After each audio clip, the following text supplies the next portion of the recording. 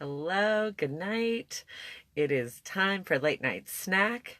I'm Allison Kinnear with Voice of Her Own, and tonight I wanted to talk about avoiding destructive relationships. This topic was sparked. I saw this article kind of floating around on Facebook this past weekend about the 21 signs that indicate if you're in a relationship. The 21, what is it? The 21 stages of a relationship between a narcissist and an empath. So, a narcissist meaning someone who the focus of the relationship is always on them, whether that is through controlling or trying to control another person, or whether the focus is on them due to drama or some other reason. That's what a narcissist is.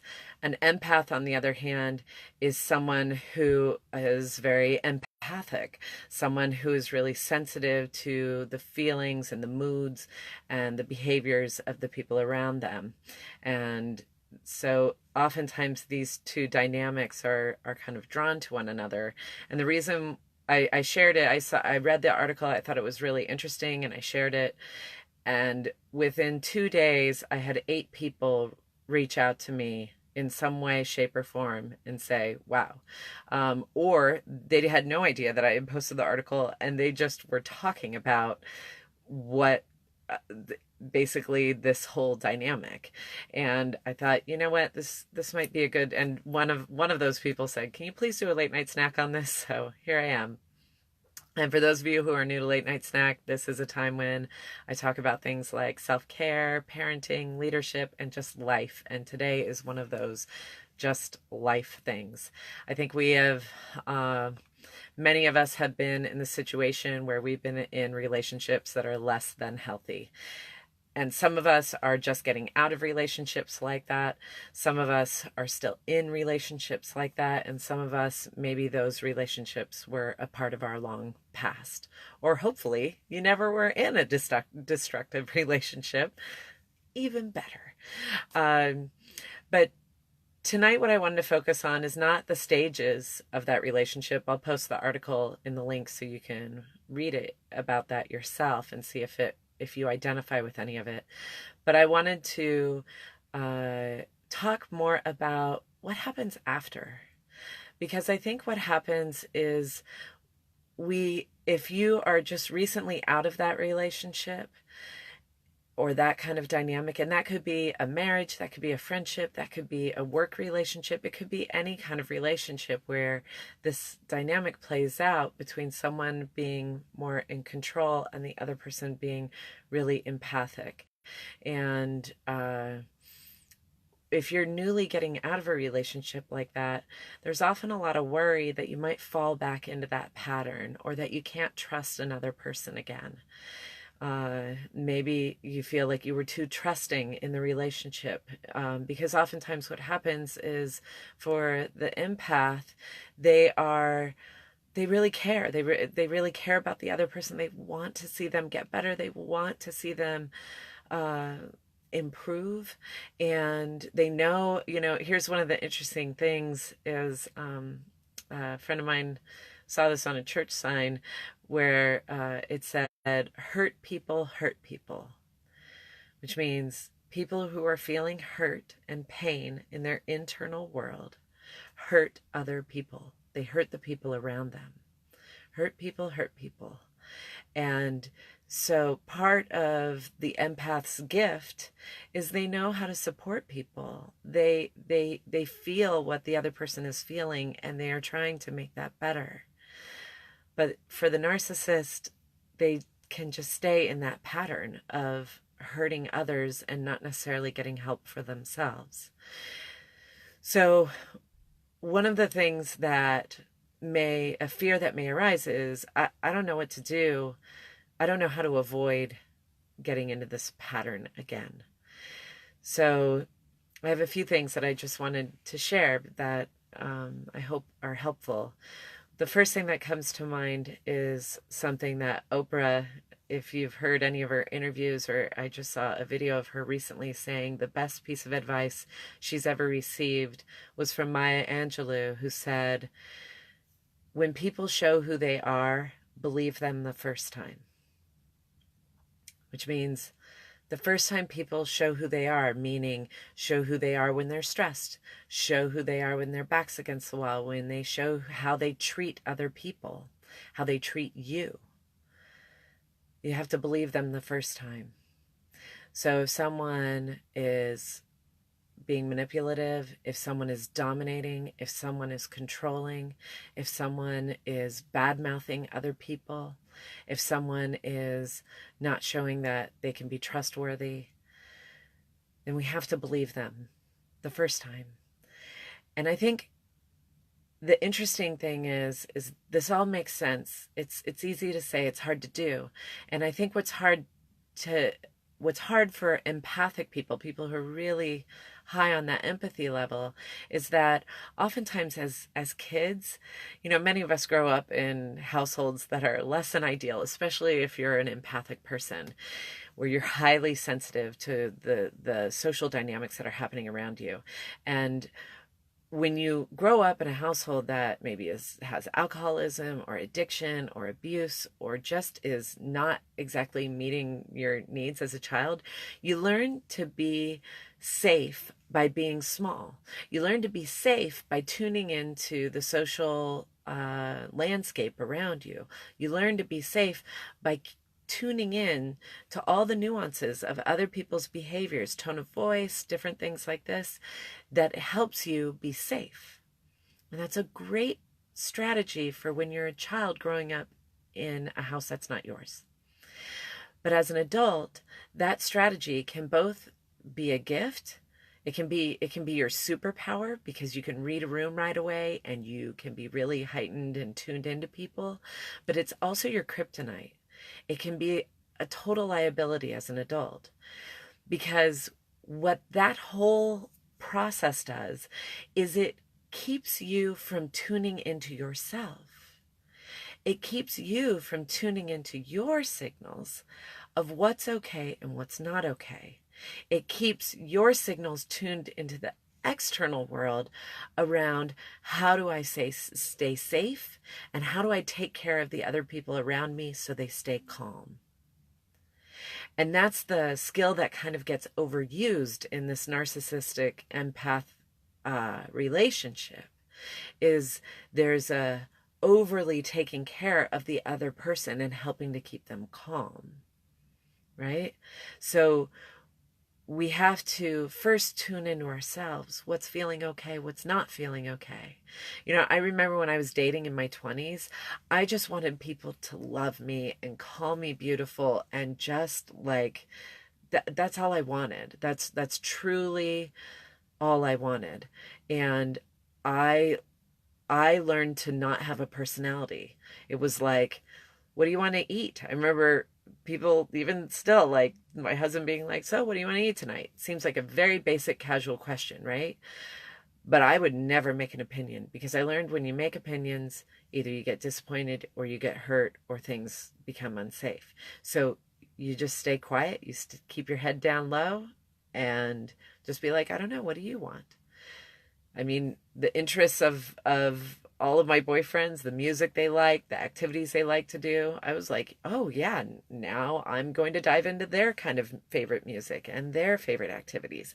And while that's great because it broadened my horizons and that's how I justified everything, what was not great is I wasn't doing the work to show up fully myself. And Paulina, thank you. We learn to accommodate. We do. We absolutely. We learn to accommodate to everyone else. And we don't do the checking in with ourselves. So that whole, when people show themselves, believe them the first time. Sometimes we don't trust that. We don't trust our belief. We override it.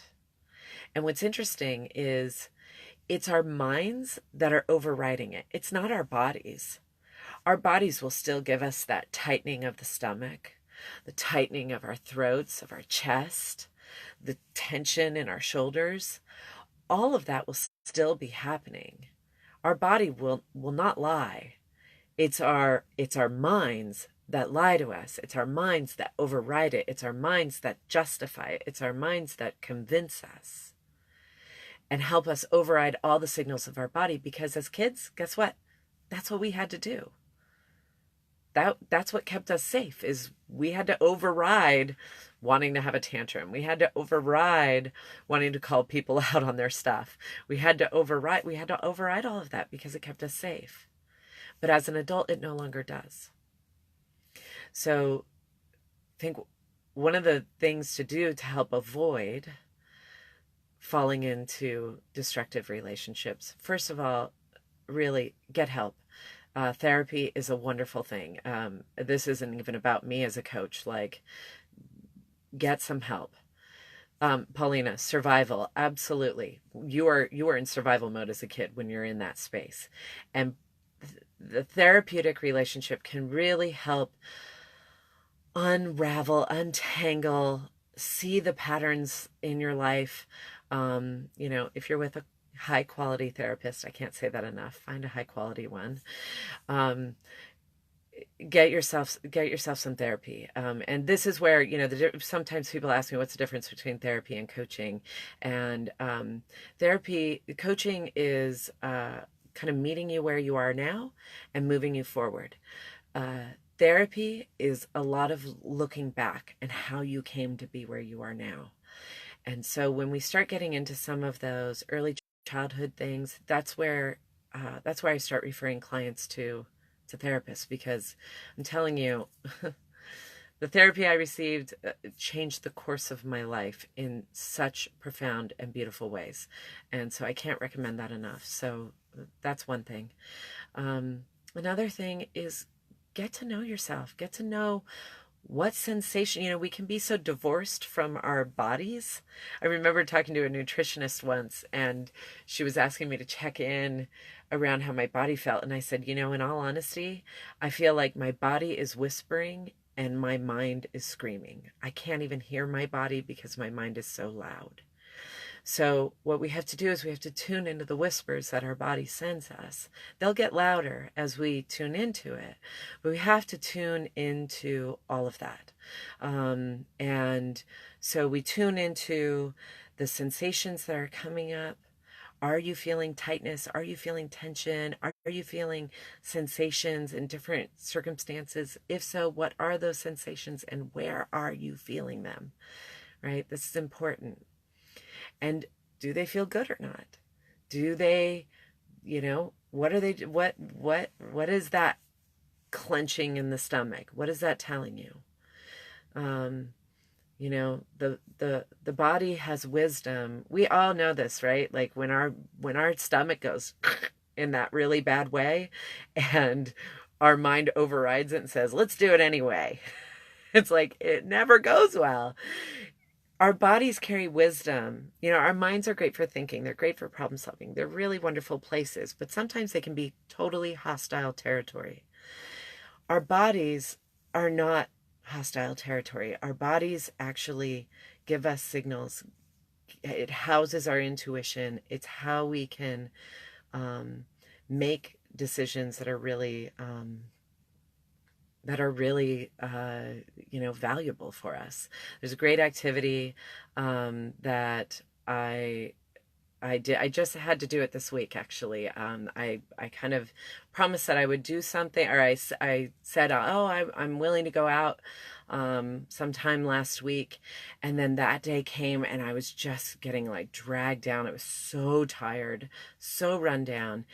And I felt bad because I'd have to cancel, and I didn't want to because it was getting so late. And I just finally was like, okay, my mind is trying to override something. I need to like tune into my body and kind of feel, what do I do? And so I just went, I took a few deep breaths, and then I'm going to take a step back. Like, I held out my hands like this, like one in each hand. And I put the option of going, keeping my commitment and going to the event that night in one hand. And I put not going and staying home, doing the other things that I had needed to do, and resting, even though that meant having a difficult conversation. I put both of those options in my hands and sat and took a breath into them. and just felt. Were there any sensations? Anything feeling heavy? Anything feeling hot? Anything, feeling tingly? Oh, let me get to know. What is that tingle? What is that? Does that feel light? Does that feel heavy? Does that feel dark? How does that feel? And what came up was I needed to stay despite having a difficult conversation. And I'm so glad I did, because there were some important things, like my brother's birthday, which I had not called him for. And it was already getting late, like that I needed to do. I was so tired. I had to go to bed really early. Like that actually was the best choice for me. So we have to sometimes tune into and trust the wisdom that our body gives us. It's a key way that we can avoid these relationships and not let our brains kind of trick us into something else. So believe people when they show you who they are. Believe in them the first time. Trust in your body, trust in the wisdom that your body holds so that you can not convince yourself to be down a path. Get some support from people who know what they're doing. Therapists, thank you, Paulina. Therapy can be both. You are awesome, Allie. Yes. Thank you. Like, get that support that you need. Or even if you don't think you need it, even if you're kind of scared. Because the other part too is that when people live disconnected to their emotions, when they live disconnected to the thoughts that are happening, it's really easy to find yourself in an uncomfortable relationship. And not just uncomfortable, like a destructive relationship, because you're not tuning in regularly to how you're feeling. You might be like, I don't want to go and start feeling all these things. But I'll tell you something my therapist once told me. She said, we're going to go into some parts of your psyche. But let me tell you, we're not going in there without support. We're suiting up in some hazmat suits. Like we're putting those hazmat suits on, and we're going to go in that. We're going to protect your safety while we go into all these dark places. That's what a good therapist does. So, yeah, my hope is that if you're in a destructive relationship, you find your way out.